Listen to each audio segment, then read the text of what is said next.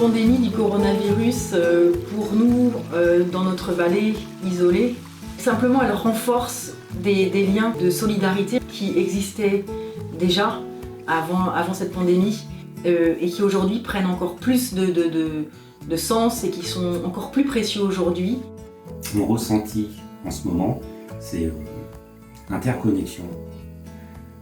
C'est vraiment la puissance d'une conscience planétaire, de tout cet événement mondialisé où il y a près de 4 milliards d'humains qui sont dans le confinement. C'est quelque chose d'assez exceptionnel, quoi. C'est incroyable vis-à-vis des flux mondialisés qui peuvent s'arrêter d'un instant à l'autre. C'est une preuve flagrante de notre extrême fragilité, de notre dépendance à des réseaux et des flux internationaux dont on n'a pas besoin vraiment, pas que sincèrement pour vivre, au contraire. Et un de nos objectifs, c'est vraiment de travailler avec la communauté, avec la mairie et développer nos capacités d'assurer la sécurité alimentaire localement en souhaitant que partout cette volonté devienne prioritaire. Avant la pandémie, on fait attention à maintenir les agriculteurs et les maraîchers en local.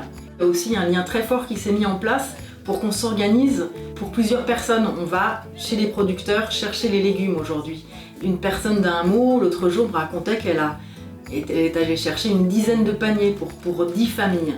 Mais toutes ces petites actions mises les unes à côté des autres, finalement, créent énormément de liens.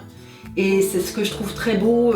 Nous, c'est ce qu'on vit en tout cas ici, de manière très forte. C'est plus de solidarité et plus d'entraide.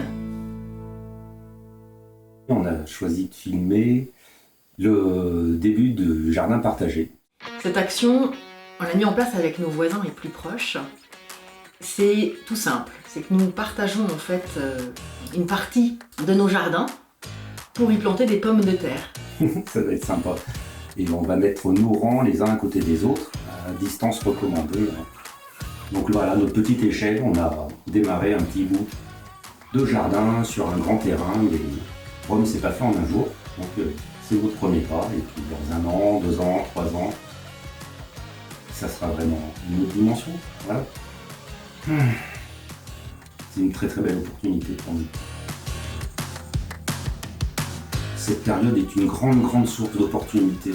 Nous avons la puissance, par notre nombre, à vraiment transformer le monde et à nous réapproprier notre bien commun qui est la Terre, à nous réapproprier les services d'eau, les services d'énergie, les services d'alimentation et de stopper ce hold-up international de la mondialisation financiarisée qui fait que